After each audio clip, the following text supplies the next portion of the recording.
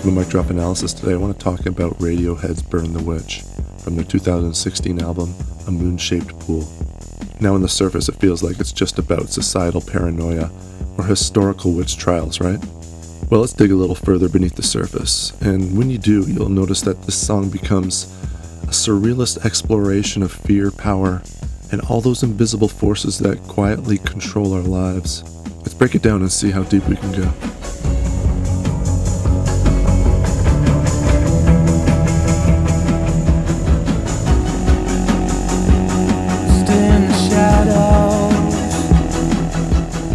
These lines pull us into a dark, unsettling world.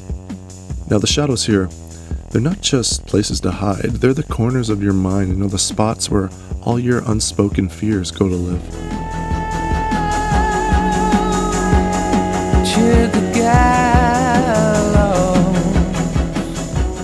Cheering at the gallows? That's not just about witnessing somebody else's punishment. It's about finding this strange relief in seeing someone else suffer. Why? Because it's not us. It's like projecting all of our fears outward so we don't have to deal with them internally. The gallows then become a stage, a way for society to purge its collective chaos in the most twisted, ritualistic way possible. Think of it as an emotional safety valve for a community teetering on the edge of hysteria. This is a roundup. Now that's chilling. It feels organized, systematic, doesn't it? But here's the question. What's being rounded up? Outsiders? Dissenters? Or maybe it's even a piece of our own broken minds. It's a line that works on so many levels. It's about societal oppression, sure, but it's also about how we internalize that need to control, to box up the unruly parts of ourselves, even if it means hurting others to do it. It paints a picture of a society driven by fear of the unknown, where conformity becomes not just a social expectation, but a survival mechanism.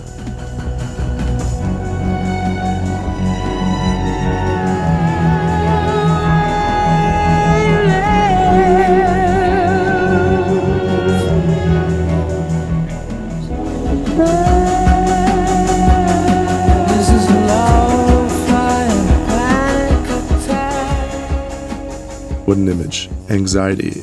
It's not this big loud explosion. It's quiet. It's constant. It's this predator circling right above you, low to the ground. Back in the day, anxiety like this kept us alive, made us hyper-aware of threats, but now, it's a malfunction. It's like this constant hum in the background, shaping what we do without us even realizing it. This line perfectly captures the suffocating sense of dread that never quite leaves. Especially in a world where we're bombarded by news of disaster after disaster after disaster. It's not the panic that hits you all at once, it's that one that seeps into everything, coloring your whole existence.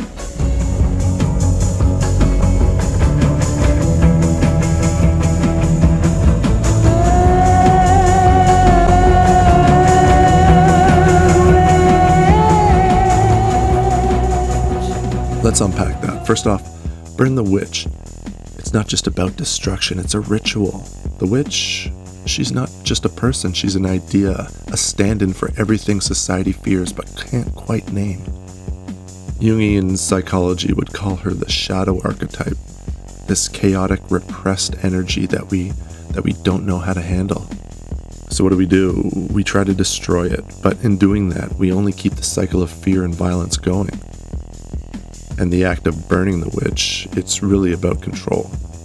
It's an attempt to make sense of the chaos by assigning blame, even if the target is arbitrary.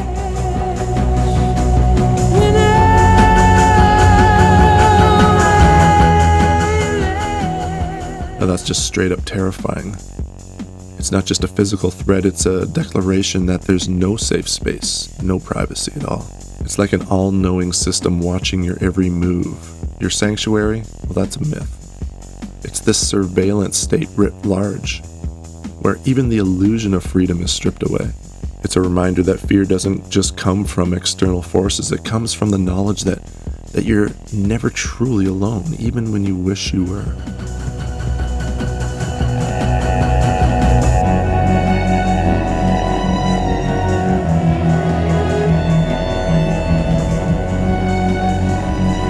crosses on wood and door.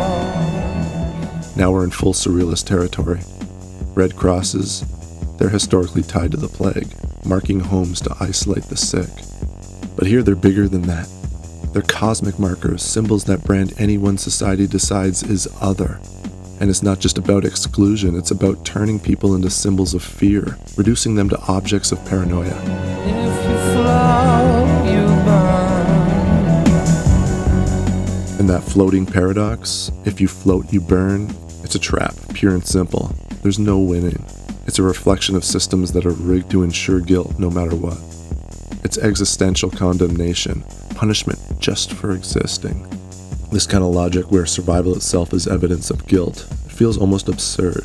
Yet it mirrors so many real-world systems where the rules are designed to reinforce oppression. Loose talk around tables.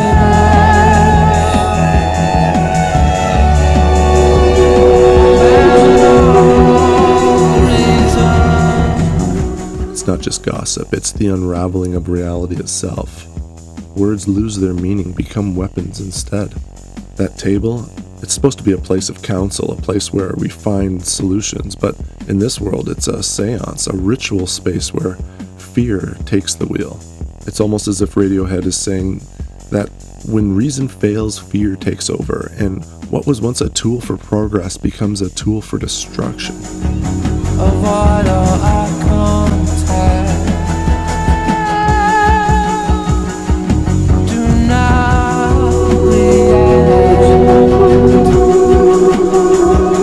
Shoot the messenger. This reads like a survival guide for some kind of apocalyptic nightmare. Avoiding eye contact, that's primal. It's not just about fear of other people, it's about fear of something bigger, something cosmic. Something that forces you to confront truths you'd rather not see. And shooting the messengers?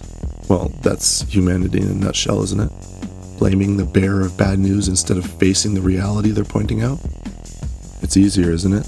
To silence the voice that reminds you of what's wrong rather than to deal with the discomfort of fixing it?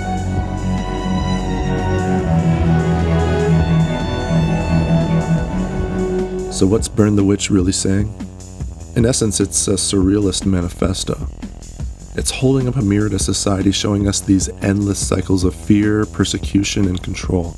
It's asking us to do better, to resist the gallows, to reject the roundup, to unmark the red crosses.